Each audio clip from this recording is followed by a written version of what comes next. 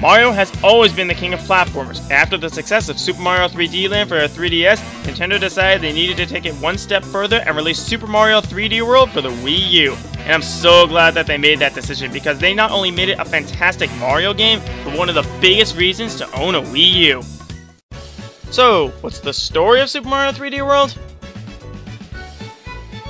There's your story. Bowser just kidnapped some fairies from a foreign kingdom called the Sprixie Kingdom because, he played too much Zelda and got a great idea. It's never really explained, but who can give two coins about the story in a Mario game? We only care about the gameplay, and 3D World certainly delivers in that regard. The premise is pretty much the same as 3D Land, meaning you have a three-dimensional world to play around in, but the core mechanics more resemble a 2D Mario game. You don't have a health meter, instead, you simply lose your power-up if you get hit, then revert in size if you get hit without one, then die if you get hit when you're small. Instead of trying to complete some objective, you just have to make it to the end and grab that flagpole. Levels are broken up into worlds like a typical Mario game. You go through the levels in a world, get to the castle, beat the boss, save the Sprixie, and repeat for all the worlds. Of course, when there's a split path, you can choose to ignore a level if you want, but who would do that? You can select one of 4 characters to go through the level with. Mario is the most well-balanced, Luigi is the best jump but somewhat weak traction, Toad is the best speed but a weak jump, and Peach is the slowest but comes back in a hover for those tight platforming segments.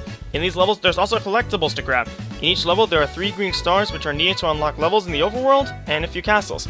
In each level, there's also a stamp you can use in your Miiverse posts, and that's about it. There's also a challenge in each level to get to the very top of a flagpole to make it gold, and the only real point for doing that is to unlock the very last world.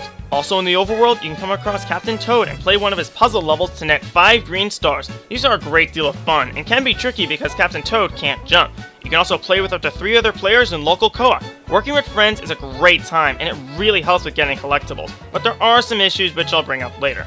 Helping in your endeavors are your good old-fashioned power-ups. Let me start with one of the new ones and one of the best power-ups in this series, the Super Bell. It dresses your hero in a cat suit which lets them climb walls, dive down to attack, slash at enemies on the ground, and makes getting gold flagpoles effortless.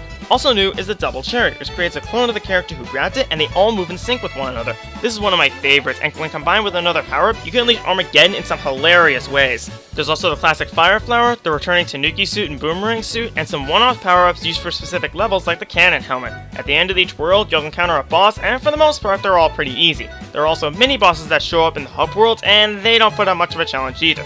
After you get through the first 7 worlds, Bowser takes all the Sprixies at once and proceeds to Bowser Land. I'm assuming you also played too much Sonic Unleashed, but you beat him again and save the Sprixies and you win. And then the bonus content appears.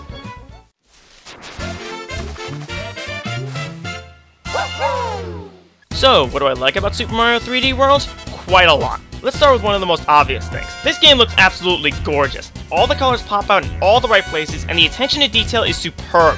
Need proof? Look at any level with rain. There's visible dampness on the environment, and there's even water droplets falling on the screen. The soundtrack is also one of the best a Mario game has ever put out, with some of my favorites being Double Cherry Pass, the Lava Level theme, and the Mario Kart remix used for Mount Mustache.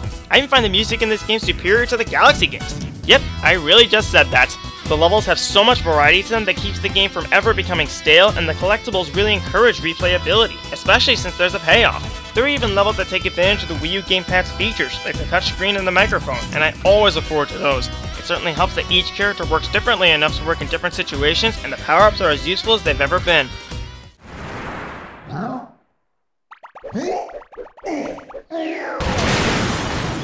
So what are the problems? Well, there are a few issues and a nitpick of mine. First off, while co-op is nice, it can be very frustrating at times. The camera can be completely unpredictable unless you stay together, and if you're not careful, you could accidentally throw your ally off a cliff or have them killed by some other means. Co-op is fun, but pick your partners wisely. I'm also not a fan of all of the levels, as some of them have challenges that just don't seem fair. I can't stand this lava level right before the last castle, and it's even worse if you want the collectibles. 2 of the bonus worlds just contain rehashed levels with new challenges, which just feels lazy to me.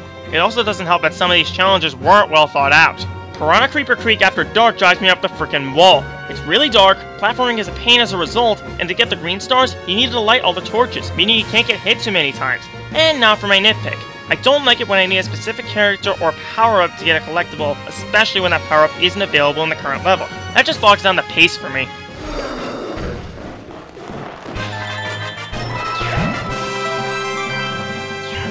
Overall, Super Mario 3D World, despite its issues, manages to deliver a fantastic and memorable Mario adventure. There are times when I didn't want to put the game down because of what surprises may lie ahead. This is my favorite Mario game ever, and I have no problem or hesitation giving this game an S rank. With all that said, I'm Arrow Dragon. Until next time.